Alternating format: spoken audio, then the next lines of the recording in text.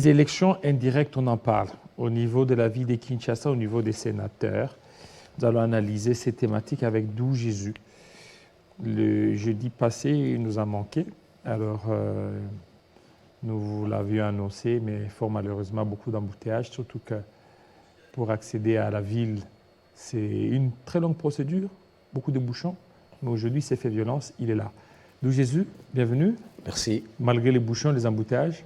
C'était terrible. Je commence d'abord par présenter mes excuses pour l'autre fois. OK. Et saluer tous les téléspectateurs de cette émission et de Télé 50 qui est une grande visibilité pour la République démocratique du Congo.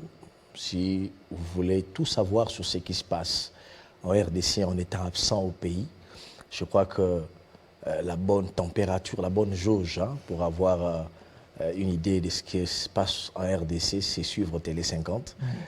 J'ai pratiquement fait un mois en Côte d'Ivoire pour suivre la CAN, mais c'est comme si j'étais au pays parce que matin, midi, soir, j'étais régulièrement informé sur ce qui se passait en RDC. Et donc, bon boulot à vous. Vous avez bien bouffé en Côte d'Ivoire, là. Le président de Télé 50, Jean-Marie Kassamba, qui est un grand manager et un grand frère, qui est pour moi une référence dans ce métier de journaliste. Voilà, alors, Dou Jésus, on va parler des élections indirectes. Après les élections directes, cette fois-ci, c'est des gouverneurs ainsi que des sénateurs. Gouverneurs, ville de Kinshasa, focus. Il y a déjà des candidats qui s'annoncent. Il y a d'autres qui disent non. Nous, on est là, c'est parce que c'est l'UDPS, et qui dit UDPS, le président Félix Tshisekedi est derrière nous. Il y a d'autres aussi. Donc, c'est vraiment compliqué. Mais des candidats qui sont en vue, qui sont connus. Ceux-là pour qui j'ai eu quand même beaucoup d'informations. S'il y en a d'autres, peut-être c'est après cette émission, mais pour le moment, il y a Deo Kassongo, des Chebeuses, officieusement, celui qui vient de démissionner en tant que vice-gouverneur, Jekoko Moulumba, c'est officieusement, on ne sait pas si encore il va se prononcer. Ce sont ceux-là. Il y a aussi Isidore Kwanja, je suis Isidore Kwanja. Et ce matin, on vient de m'apprendre, il y a aussi Lisanga Bonganga. Mais pourquoi vous seriez Lisanga Bonganga? Non, non, je suis en train de vous écouter religieusement. Il y a Lisanga Bonganga. Voilà. Alors, vous, quelle lecture faites-vous par rapport à toutes ces candidatures? Oui, merci beaucoup. Je pense qu'avant de citer les individus, les noms des individus, il faudrait penser d'abord au profit, aux idées, au programme de chacun des individus. Je pense que ce n'est pas encore le moment, mais qu'à cela ne tienne, nous vivons à Kinshasa, nous avons quand même une idée des personnes qui prétendent être candidats à gouverneur de la ville de Kinshasa et qui veulent présider à l'avenir de Kinshasa. Il faut savoir que Kinshasa a beaucoup de problèmes. Et lorsque vous prenez votre micro, vous interrogez les Kinoises et Kinois, on vous dira pratiquement le même sentiment que je ressens aujourd'hui. On a passé 5 années de gâchis. Je me répète, 5 années de gâchis. Et le gouverneur qui était là, il n'a rien fait. Vous avez l'impression que Kinshasa n'a pas de leadership. Moi, je ne m'aimerais pas à revenir sur les gouverneurs actuels ou les gouverneurs sortants, mais je reviendrai par exemple à l'insalubrité dans la ville de Kinshasa. On peut beau vous dire que l'argent ne vient plus, l'argent du gouvernement central ne vient plus, mais ce leadership-là, souvenez-vous, nous avions organisé dans ce pays les Jeux de la francophonie. Mais regardez dans quel état se trouvait la ville de Kinshasa. Le chef de l'État lui-même s'en est indigné de la saleté qu'il y avait à Kinshasa. Et juste après la pluie. On nous a parlé des routes construites, mais sur quel fond? Des surfacturations. Ce n'est pas Belodou qui l'a dit. Si 1 kilomètre de route, selon les experts, prend 1 million de dollars, mais ici, on nous fait des routes avec des surfacturations, où 1 kilomètre vous amène jusqu'à près de 6 millions. Je suivais encore hier Jonathan Bialosouka sur Top Congo, qui vous a déploré des surfacturations, exactement comme l'avait déploré Godem Poi, dans plusieurs correspondances adressées au gouverneur sortant. Et donc, je ne reviendrai pas sur cet épilogue-là où 5 années durant le grand marché Zando, où en sommes-nous? Kinshasa, une mégapole de près de 21 millions d'habitants. Aujourd'hui, pratiquement 60% de Kinshasa, c'est le grand marché qui tient l'économie quinoise. Et on ferme pendant près de 4 années le grand marché. On envoie des gens en chômage. Je ne vous dis pas combien de préjudices. Alors qu'ils ont promis à la fin de l'année passée. Plusieurs promesses d'ailleurs, plusieurs. Je ne sais pas si ça sera le prochain gouverneur qui viendra. Et donc, il faut quitter des clivages, de citer des noms d'individus qui prétendent à diriger la ville de Kinshasa. Kinshasa mérite mieux que seulement des individus. Et d'ailleurs, le nom des individus nous a causé que du tort à Kinshasa. Kinshasa a malheureusement eu l'occasion d'avoir que des gouverneurs populistes, des danseurs, des gens qui adulent la musique et qui arrivent à la tête de la ville de Kinshasa sans un programme sérieux. Je ne cite pas les noms des gens, suivez mon regard. Voyez-vous? Et donc, il faut quitter ces clivages-là. Vous avez cité un nom ici, Lisanga Bonganga. Prenez votre micro, posez la question aux Kinois. Est-ce que ces messieurs-là peuvent être gouverneurs de la ville de Kinshasa? Je suis sûr que vous serez lapidés.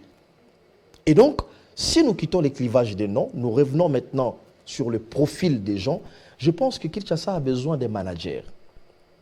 Un manager, quelqu'un qui a fait fortune, pas en salissant ses mains dans les détournements de la ville de Kinshasa, pas en trempant ses mains dans les caisses de l'État, mais quelqu'un qui a d'abord fait des épreuves en tant qu'individu dans son domaine respectif et qui a assez de moyens pour prétendre diriger la ville de Kinshasa demain. Ça, c'est le premier élément.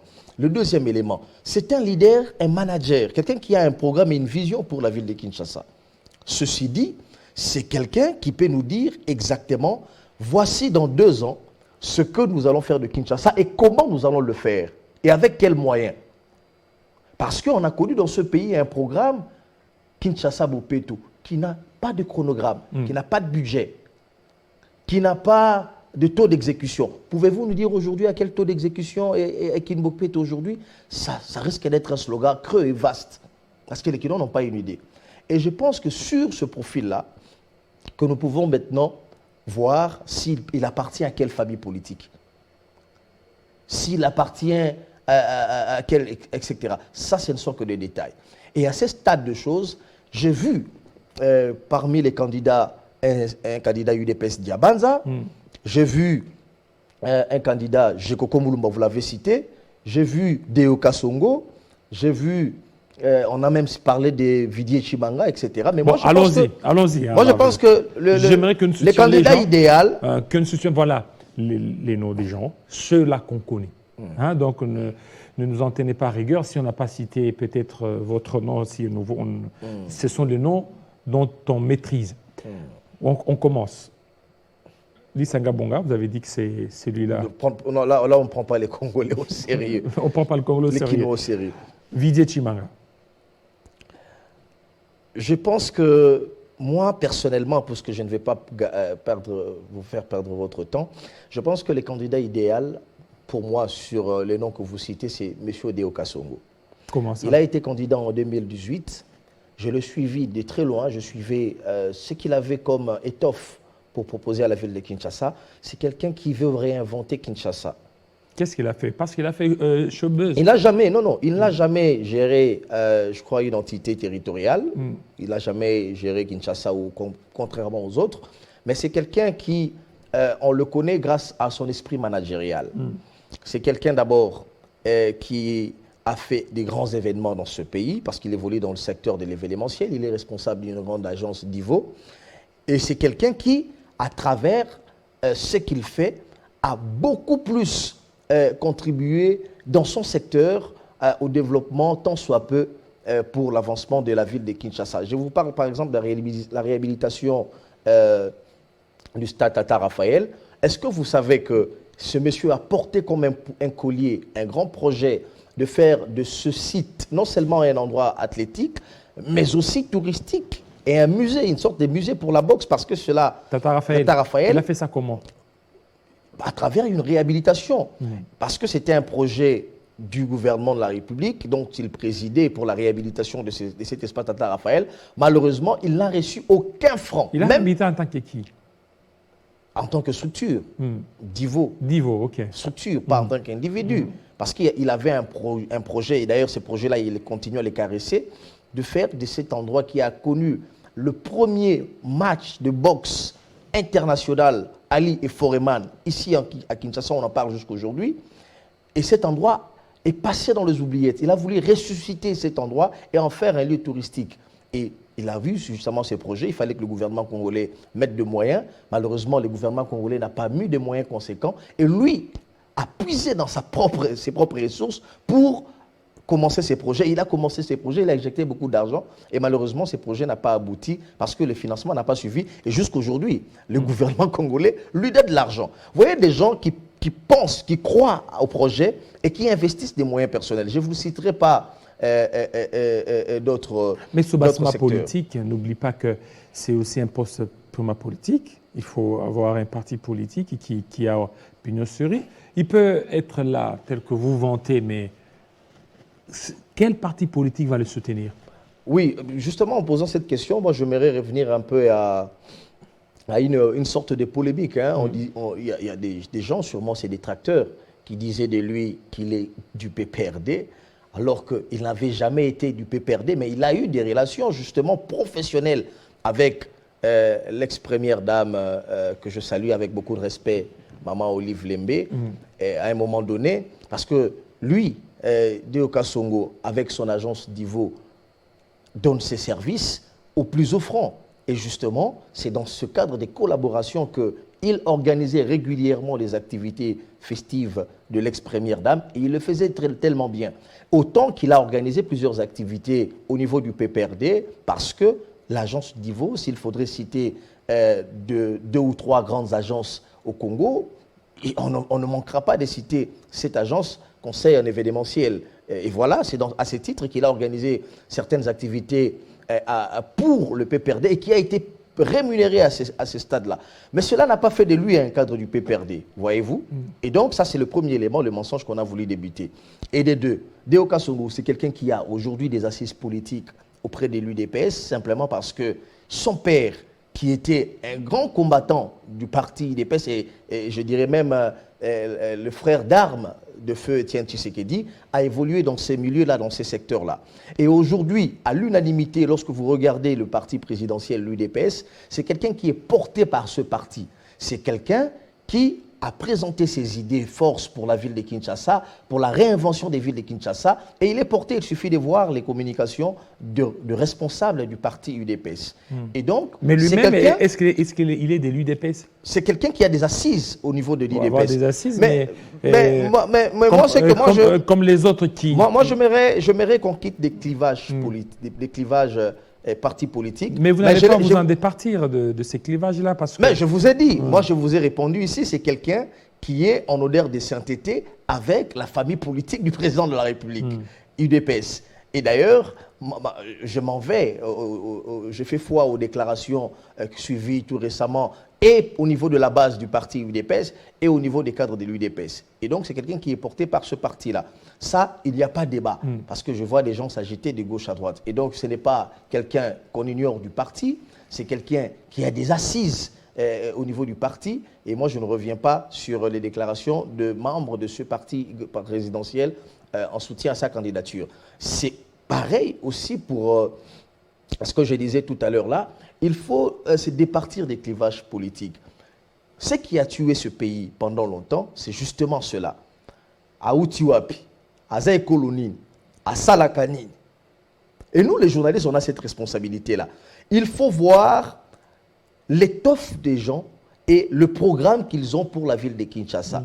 Il vous dit par exemple que Kinshasa, dans cette grande agglomération... Il y a les gens qui disent qu'il est trop culturel qu'il est politique. Et que non, il est par contre trop managérial et politique. Trop managérial, je fais allusion à quoi? Je fais allusion à ces projets et qui ont abouti. Et d'ailleurs, parlant de ça, c'est quelqu'un qui a un carnet d'adresses assez fourni pour permettre justement de booster les grands projets de Kinshasa. Est-ce que vous savez aujourd'hui que Kinshasa, c'est une mégapole qui malheureusement n'est habitée qu'à près de 30%? Nous avons des grands espaces, et d'ailleurs les projets existent pour Maluku, etc. Ce sont des espaces où on peut construire comme un peu la Luanda l'a fait, comme les grandes agglomérations l'ont fait. Et il faut quelqu'un qui a un carnet d'adresses, voyez-vous. Il ne faut pas quelqu'un qui viendra, qui tombe comme un cheveu dans la soupe, qui n'a pas de carnet d'adresses, qui a des problèmes de survie, les problèmes des costumes, les problèmes des maisons, qui va se préoccuper d'abord à regarder sa propre famille, pourtant de s'investir pour la ville de Kinshasa. Et donc, un carnet d'adresses assez fourni, un carnet d'adresses autant au niveau politique qu'au niveau managérial, au niveau de business, au niveau de ses relations personnelles. Et lui, je vous ai dit ici, en tant que manager, c'est quelqu'un qui est porté. Et d'ailleurs, moi, je suivais une déclaration d'une société, je crois, de la place, où on l'accusait encore à tort d'être candidat de Turc, parce que c'est une société Milvest qui a fait une déclaration pour dire, ce monsieur, on a travaillé avec lui sur plusieurs projets, à Kinshasa notamment, pour la construction même de l'immeuble, les centres financiers de Kinshasa. On a vu son sens élevé des management et son engagement, son sérieux à respecter des engagements sur des projets. Si ces messieurs arrivaient à être gouverneurs, nous n'allons pas hésiter de l'accompagner, même dans ses folies. Même dans ses folies. Les folies dont on parle ici, c'est des projets osés. C'est ce qui manque à la RDC. On n'a pas de projet osé. Lorsque vous allez aujourd'hui à Abidjan, en Côte d'Ivoire, il y a des projets osés. Il y a un projet de TGV qui est en construction. C'est osé. Il y a le corridor, il y a la ceinture. Mais justement, c'est quelqu'un comme vous voyez son programme. Il y a aussi un problème, c'est que, est-ce que vous croyez que l'UDPS pourra sacrifier Gécoco au profit de DO? Nous étions en train de parler de management. Il ne faudrait pas qu'on se perde. Oui, mais et le profil, vous allez trop sur les devants d'individus. Oui. Moi, je vous parle des gens qui ont des programmes. Parce que ceux qui nous suivent, les Congolais ont besoin de voir un monsieur qui vous dira, voici ce que nous allons faire dans 2 années et comment nous allons le faire. Et voilà le budget où nous allons puiser pour le faire. Et il a l'étoffe et il en a les moyens. Et les investisseurs, je vous rappelle ici que ce groupe-là, qui d'ailleurs... lui n'est pas un candidat de ce groupe-là, Milvest, mais c'est un groupe, moi je le connais par culture générale, qui a 56 ans d'existence en Turquie, qui construit pratiquement la Turquie et qui est venu construire des grands projets ici, notamment la Fikine. Et quand ce groupe-là vous dit que nous sommes d'accord d'accompagner ces messieurs une fois élus gouverneurs de la ville de Kinshasa, donc tous ces programmes ou projets, et même dans ces folies, et c'est parce que ces messieurs, justement, dans son esprit managérial, c'est un messieurs de sérieux et qui concrétisent des projets. Et moi, je n'en vois pas, puisqu'il y a une déclaration d'une structure aussi sérieuse, qu'il faudrait dire qu'il est candidat de Turc. Ça ne tient pas debout. Il est candidat gouverneur de la ville de Kinshasa. Autant d'ailleurs que ces détracteurs ont voulu faire croire aux gens qu'il est candidat d'un célèbre mécène Abed Achour, que je salue d'ailleurs en passant.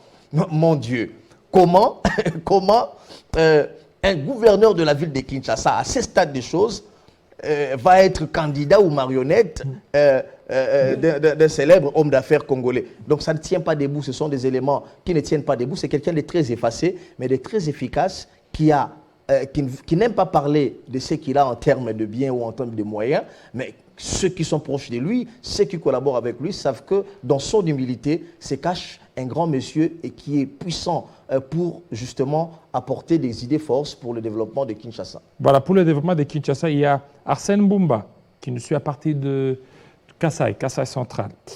Bonjour, beaucoup plus à l'inviter. Le constat avec tous les gouverneurs, c'est qu'ils ont de bons programmes d'action, mais une fois élus, ils agissent selon le tempérament.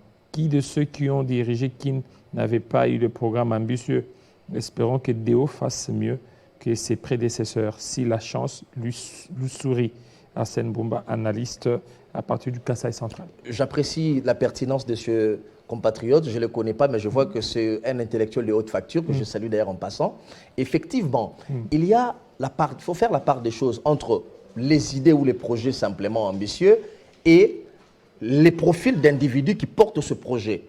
Je vous ai dit ici qu'on a malheureusement assisté à une ville. Est-ce que vous savez que même, je suivais Jonathan Korwata, excusez-moi de citer son nom, il disait ce matin, est-ce que vous savez que les districts de Kinshasa n'ont pas de personnalité juridique? On dit district de Tchangou. Mais le district de Tchangou, ça veut dire quoi?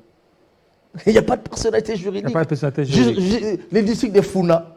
Kinshasa a pour bénéfice d'être à la fois une ville et une province. Mais jusqu'au moment où nous faisons cette émission, Kinshasa n'a pas et malheureusement de mairie, alors que Kinshasa est une ville-province.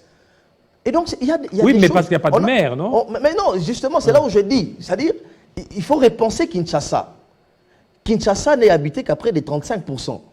Il faut repenser Kinshasa. Et maintenant, il faut voir quel est l'animateur pour porter des projets qui existent déjà. Parce que Kinshasa n'a pas un problème de loi ni de texte. Kinshasa a un problème de leader et de management et de leadership. Et parmi les profils qu'il y a aujourd'hui, croyez-moi, ce monsieur, Deo Kassongo, que je ne connais pas d'ailleurs, je le suis de très loin, c'est quelqu'un qui a l'étoffe pour porter Kinshasa et l'amener à son développement parce que c'est du sang neuf. C'est quelqu'un qui n'a pas encore géré. C'est quelqu'un qui n'a pas encore géré les affaires de l'État, justement. C'est quelqu'un qui a l'étoffe pour, justement, à travers ses idées, au regard de ce qu'il a déjà fait, porter la ville de Kinshasa et l'amener à son développement, tout tant soit peu, parce que c'est quelqu'un qui ne sort pas de la lignée de ceux qui ont détourné, de ceux qui ont pillé la ville, de ceux qui ont appauvri les Quinoises et Quinois, mais c'est quelqu'un qui va ramener son carnet d'adresses. Voilà les gens dont on en a besoin. Voilà. Les gens qui peuvent ramener les carnets d'adresses, les gens qui peuvent fédérer tout le monde,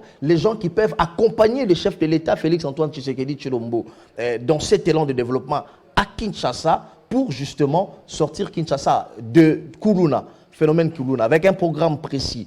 Des embouteillages monstres qu'il y a aujourd'hui dus justement à des problèmes des routes secondaires que Kinshasa devrait construire, des problèmes justement liés à la salubrité, surtout cette question de l'insalubrité. Sortez à Kinshasa, regardez comment Gombe, qui jadis faisait rêver, aujourd'hui, il n'y a pas un coin. Je vous mets à défi, frère Kilolo, permettez-moi de vous appeler pasteur, parce que vous l'êtes, je vous mets à défi, il n'y a aucune avenue à Kinshasa où vous ne trouverez pas la poubelle et la saleté. Aucune avenue, toutes les avenues sont sales, il y a de la poubelle, même l'avenue Tchachi, qui était une référence, la plus belle avenue de Kinshasa aujourd'hui. Prenez votre caméra après cette émission, allez sur l'avenue Tchachi, vous verrez la saleté de bout en bout, des herbes poussées en désordre. Je ne vous parlerai pas. Si Tchachi est dans cet état, a fortiori, chez nous à la cité, à Ngaba par exemple, a fortiori à Badara, a fortiori à Kinsenso, a fortiori à Mombele, je ne vous citerai pas Ngali et Maozone, je ne vous citerai pas Ngafani, je ne vous citerai pas Tchangou, je ne vous citerai pas Terre Jaune, etc. Et donc, pour ce faire, il faut qu'il y ait un manager qui ait une vue globale pour amener Kinshasa à son développement. Voilà, restons toujours à Kinshasa, la ville-province, oui, au niveau du gouvernorat, mais au niveau de l'Assemblée provinciale, il y a encore deux noms. Il y a un nom qui sort du lot, c'est Jésus Sheikh Noël. Alors, on se rendra compte qu'à Kinshasa, on aura un exécutif fort dans les cérémoniales et aussi une assemblée provinciale aussi dans des cérémoniales. Où est-ce qu'on va nous amener? Qu'est-ce que vous voulez dire lorsque vous parlez des cérémoniales? Oui, je ne comprends pas. Jésus Sheikh, on a vu, il a organisé beaucoup de manifestations ici. Parce que pour le moment, c'est les seuls candidats président de l'Assemblée provinciale qui, pour le moment, je ne sais pas les autres. Moi, je préfère encore les cérémoniales que les danseurs. Les cérémoniales que les danseurs? Oui, justement. Moi, je préfère... Non, laissez-moi avancer. Non, j'emprunte vos mots, oui, je corrobore vos mots. Voilà. Vous les caricaturez, vous dites qu'ils sont cérémoniales. Je reviendrai pour vous donner l'expression qu'il faut là où il faut. Mais je dis, pour vous rejoindre, je préférais les cérémoniales que les danseurs. Kinshasa a eu le malheur d'avoir un bon danseur avant Gobila. Voyez-vous, excusez-moi. Donc moi, je veux qu'on quitte de ces clivages-là. Les gens que vous appelez cérémoniales, ce sont des gens qui ont une vision dans ce qu'ils font.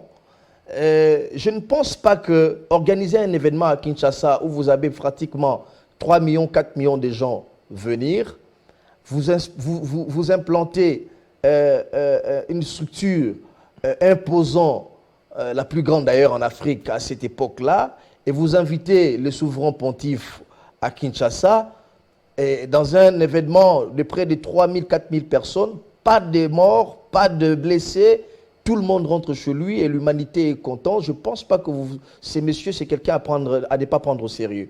Je ne pense pas.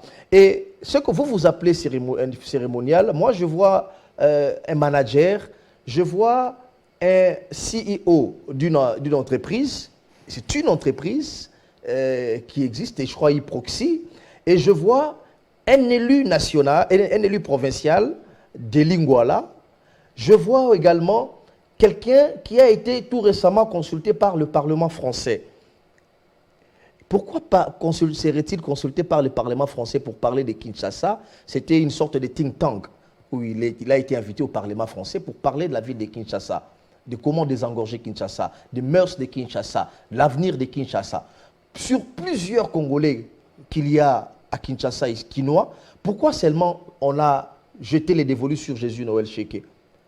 Pourquoi on a jeté les dévolus sur cet élu de Lingouala?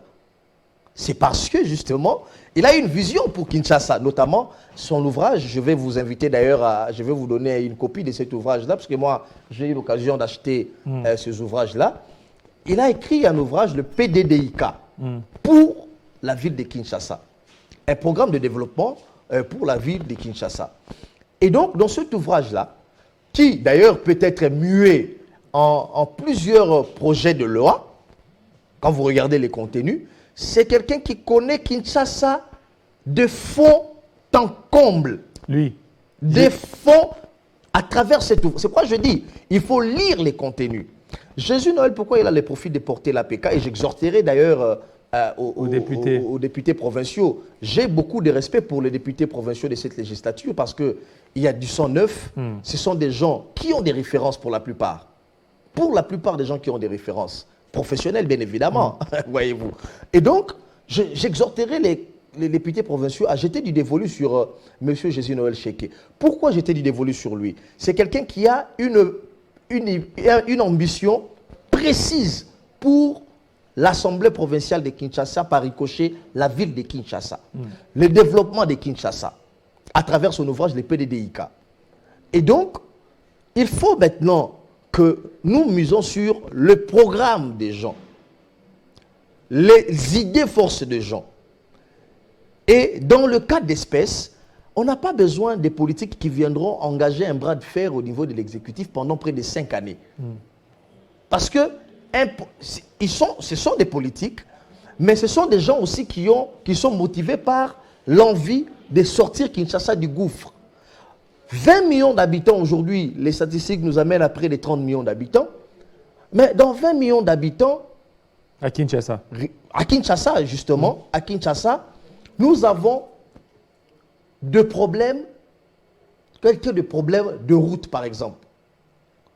Nous avons des problèmes comme des problèmes de Koulouna, l'insécurité.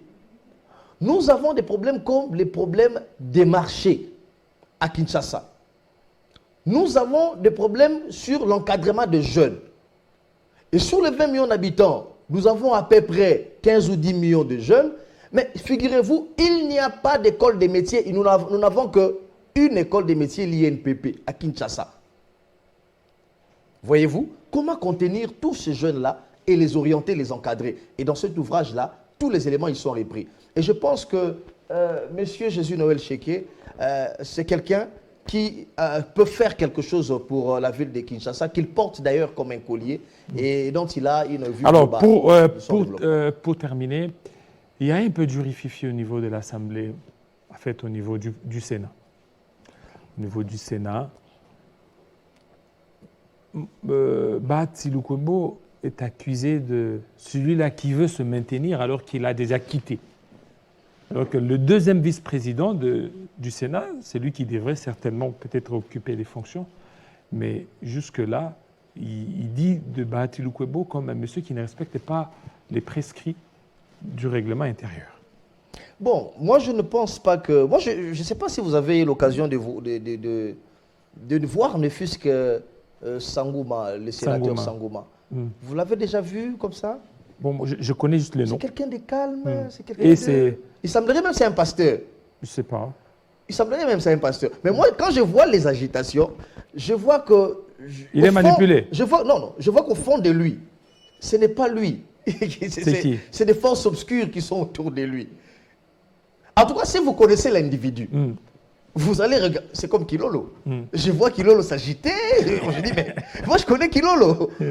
peut-être que ce n'est pas la cause de Kilolo, c'est la cause d'autres individus. C'est ce qui me pousse à voir les profils. Nous sommes journalistes, hein, nous analysons les profils des gens. Quand je vois les profils du deuxième, même pas le premier vice-président, du deuxième vice-président s'agiter autour d'une question aussi simple, je me dis, peut-être qu'il n'y est pour rien. C'est la cause des autres qu'il veut porter. Bon, puisque vous savez que le président du Sénat, Bahati Lukwebo, il a toujours été victime comme ça, par ses détracteurs, de beaucoup de choses, notamment de la jalousie, etc. Il faut interroger dans les cas d'espèce les textes, les règlements intérieurs de l'Assemblée du Sénat. Mais le règlement intérieur du Sénat est clair à ces niveaux. Les bureaux sortants, l'article 12, les bureaux sortants fait la remise et reprise avec les bureaux d'âge entrants. Et ce, en présence du secrétaire général du Sénat. Point. Alors, Bahati Lukwebo, on a dit non, il a opté pour l'Assemblée nationale. En principe, il devait laisser un vide. Mais écoutez, sur la question de cumul dont on a décidé ici, je crois que prochainement on reviendra pour parler de ces débats. Mais cette question, ayant été vidée de toute sa substance par le mécanisme dont vous maîtrisez mieux d'ailleurs, dont on en a plusieurs fois parlé dans les médias, mais comment est-ce que Bahati Lukwebo, bien qu'il a opté pour l'Assemblée nationale, va-t-il laisser les perchoirs alors que les bureaux entrants, les bureaux d'âge entrants, tels qu'il exige l'article 12 du règlement intérieur, n'a pas fait remise et reprise avec lui? Ça, c'est la loi qui le dit. La loi ne dit pas que ça sera le deuxième vice-président qui fera la remise et reprise justement avec les bureaux entrants, les bureaux d'âge entrants. Alors, cette agitation-là, je crois que c'est l'arbre qui cache la forêt. Il y a des ambitions des gens aujourd'hui qui se dessinent. Hein. Moi, je ne cite pas les individus, suivez mon regard. Il y a des ambitions des gens. Les gens font des calculs. Malheureusement, ce sont des calculs illégaux. Parce qu'on s'est dit, bon, moi, je dois arriver d'abord à être président pour protéger les intérêts de tel. Lorsque celui-là reviendra, et ça va donner tel à tel. Et tout ça, il y a des agitations qui ont été constatées, non seulement au niveau du Sénat, on voit même ceux qui ne sont pas au Sénat, notamment à l'Assemblée nationale, s'agiter autour de la question. Pourtant, la loi a déjà tranché. Et moi, je pense que ce n'est qu'une forte tempête dans un verre d'eau, parce qu'aujourd'hui, l'ordre constitutionnel est rétabli, l'ordre est au niveau du Sénat. Je crois que les choses évoluent en bonne et due forme. Ce sont des agitations, et malheureusement, ces agitations... Mais il n'y a pas de cumul? Il n'y a pas de cumul? Je vous ai expliqué ici. Il n'y a pas ici, d'incompatibilité. je vous ai expliqué ici que par moment où vous avez suivi la circulaire du directeur des cabinets du président de la République, et je vous ai dit ici, l'article 12, qui stipule clairement que la remise et reprise se fera entre le président entrant, le président du bureau d'âge entrant et le président du bureau sortant. Et tant que cela ne s'est pas fait, pourquoi on va s'agiter? Mais pourtant, on va s'agiter alors que je crois la session et les élections des sénateurs, c'est dans quelques instants ici. C'est une histoire de quelques mois. Et là, Bahati Lukwebo a raison. Bahati Lukwebo a raison de garder les perchoirs parce que la raison, justement, il la puise au niveau des textes du règlement intérieur du Sénat, l'article 12. Et donc, il faut que les gens arrêtent de faire pression au sénateur Sangouma, parce que moi, quand je le vois comme ça, je ne pense pas que ce monsieur qui est toujours doux, calme, peut s'agiter pour des questions dont il sait que ça n'a aucun sens et que le règlement intérieur de l'Assemblée nationale a tout tranché. Merci beaucoup. Mais je profite aussi de l'occasion, j'ai vu dans les médias, un confrère, un politique, je crois, un communicateur de l'AFDC qui serait enlevé. Ngachi, j'ai vu ça dans le média. Il aurait fait une déclaration qui n'a pas plu à l'UNC. Je ne sais pas exactement qu'est-ce qu'il a dit, mais il serait enlevé après que le secrétaire général de l'UNC ait demandé à ce qu'il clarifie la déclaration dont il a fait. Mais je pense que s'il y a des problèmes comme ça, nous sommes dans un état de droit. L'état de droit voudrait qu'ils répondent devant justement son juge naturel, plutôt que de procéder à des méthodes du passé, des méthodes du gangstérisme, d'enlever un compatriote simplement parce qu'il a donné un point de vue. Je crois que Ngassi, c'est un citoyen congolais. S'il a fait une déclaration, je crois qu'il est assez responsable pour justement se défendre, plutôt que de l'amener devant son juge naturel. On nous parle d'enlèvement, moi j'ai entendu parler de ça, il y a eu enlèvement, etc. Je crois que ce sont des choses à décourager en plein 21e. Si cela est vrai, que comme je vois ses proches le dire, que Ngachi serait enlevé par les proches des Camérés, certains même accuseraient le secrétaire général de l'UNC, que moi je n'ai pas encore vérifié cette information. Mais si cette information est vraie, je pense qu'il y a de quoi à se plaindre, il y a de quoi à être révolté, parce qu'en plein 21e siècle, on ne peut pas tolérer à ce que, dans un état de droit comme le prend le président de la République, Félix Tshisekedi, l'on recourt à ce genre de méthodes d'enlèvement des compatriotes, simplement parce qu'ils ont émis un point de vue dans une période aussi cruciale de guerre dans l'est du pays. Merci beaucoup. Nous allons terminer avec le pasteur, l'évangéliste, Roger Baka. Tout de suite.